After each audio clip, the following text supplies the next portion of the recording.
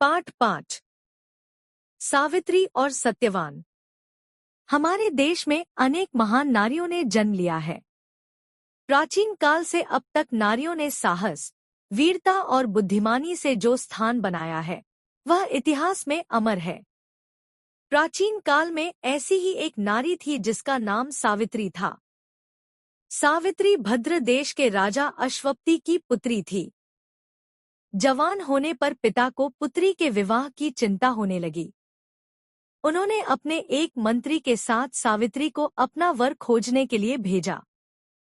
सावित्री ने सत्यवान को पसंद किया। सत्यवान के माता पिता अंधे थे। उनके मंत्री ने धोखे से उनका सारा राज्य छीन लिया था। वे वन में एक झोपड़ी में रहते थे। सत्यवान अपने माता पिता के साथ रहकर उनकी सेवा करता था। सावित्री ने उसकी सादगी तथा मातृपितृ भक्ति से मुग्ध होकर उससे विवाह करने का निश्चय किया। पिता ने अपनी पुत्री को समझाया कि सत्यवान बहुत गरीब है।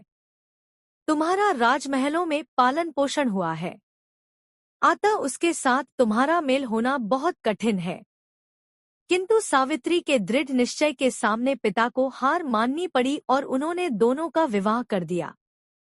विवाह के शुभ अवसर पर नारद मुनि वरवधू को आशीर्वाद देने आए। उन्होंने सावित्री से कहा, सत्यवान की आयु केवल 1 वर्ष और शेष है। 1 वर्ष बाद इसकी मृत्यु हो जाएगी। यह सुनकर उसके माता पिता बहुत दुखी हुए तथा उन्होंने सावित्री को किसी दूसरे व्यक्ति से विवाह करने को कहा। परंतु सावित्री विचलित नहीं हुई। उसने अपना निर्णय नहीं बदला। देखते ही देखते सत्यवान की मृत्यु का समय आ गया। उस दिन सावित्री ने कुछ खाया पिया नहीं।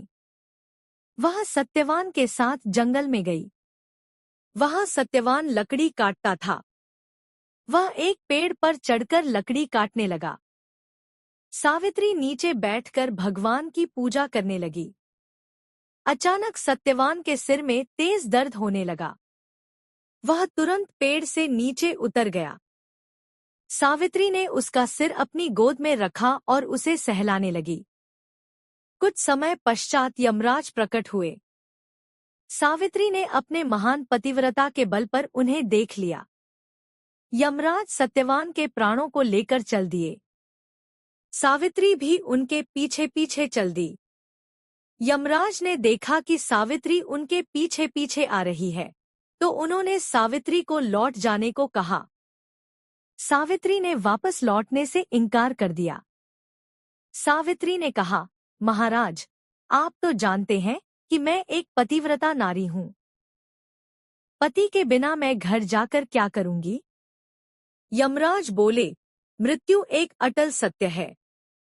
जो प्राणी जन्मा है उसकी मृत्यु निश्चित है। अतः विधि के विधान में हस्तक्षेप नहीं करना चाहिए। तुम घर चली जाओ।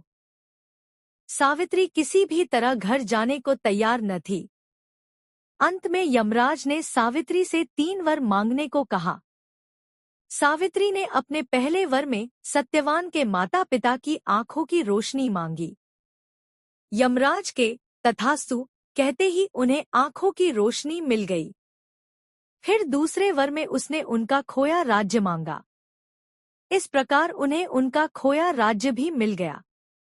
अंतिम और तीसरे वर में सावित्री ने कहा, महाराज, मैं पुत्रवती हो जाऊं। यमराज ने बिना सोचे समझे तथास्तु कह दिया।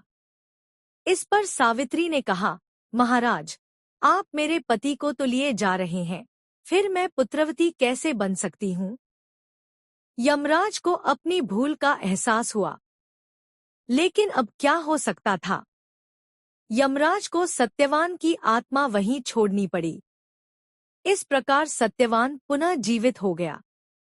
आज तक के मानव इतिहास में सावित्री एकमात्र ऐसी नारी है जो अपने साहस और पतिव्रता धर्म के बल पर मृत्यु हो जाने पर अपने पति के प्राण वापस ला सकी। संदेश: दृढ़ प्रतिज्ञा और अपने